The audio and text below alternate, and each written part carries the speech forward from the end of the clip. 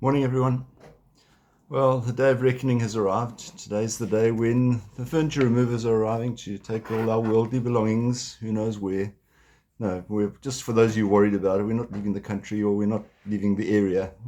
We simply are downsizing, and so for a while we'll be squatting with my daughter and her husband, and then finding something more to settle into at the beginning of next year. But it's quite interesting to have a look at the reading, the first reading today. Once again, it's St. Paul's letter to the Ephesians, and it actually continues from yesterday's reading. But it starts off, it says, stand your ground. Not move house if you're going to stand your ground. But it does continue, and it says, stand your ground with truth buckled round your waist and integrity for your breastplate. So it's quite important that what they're saying is understand that there are times when you actually need to be firm about your faith.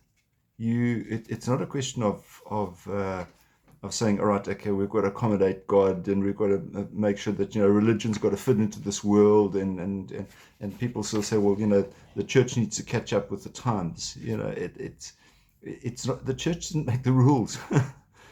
And if we look at it very carefully, we realize that, in fact, the guidelines that Jesus has given us are eternal in more ways than one, but they're eternal. And because they're talking about a principle, and they're not talking necessarily about how they applied. So we'd have to look at our own personal situation. So, well, how is that going to work into where I am at the moment? And as St. Paul is saying, stand your ground. Make sure that you stick to your principles and don't capitulate. There are times when we need to agree to disagree with some people. But we're not always going to be the same. That doesn't necessarily mean that we have to change to suit what we know to be wrong. And it's sometimes I say to people, I respect your right to be wrong, which is a bit of a tongue-in-cheek thing, yeah. But, it means basically I respect your right to disagree with me, but I still maintain that I'm correct.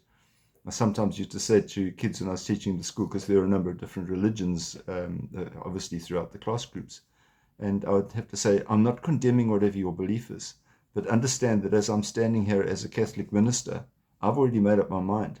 And so therefore, whatever it is that you believe is obviously going to be different to what I believe. Does that mean that I disagree with you? Yeah. Does it mean that I condemn you? Not outright. I want you to understand that you've made your decision, and I respect your right to do so. But acknowledge that I don't accept that it's right. You have a wonderful day. Stick to your principles, and hopefully once the dust is settled, we'll see you again. God bless. Bye-bye.